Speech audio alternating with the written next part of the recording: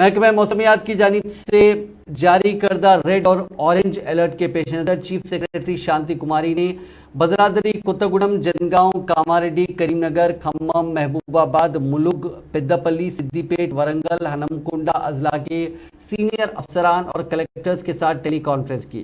انہیں بھاری سے بہت زیادہ بارش کے خطرے کے بارے میں خبردار کیا گیا۔ انہوں نے بتایا کہ اگلے 2 دنوں میں شدید بارش کا امکان ہے اور ان سے کہا گیا کہ وہ اس بات کو یقینی بنانے پر توجہ مرکوز کریں کہ انسانی جانوں کا کوئی نقصان نہ ہو، جبکہ املاک کو ہونے والے نقصان کو کم سے کم کیا جائے۔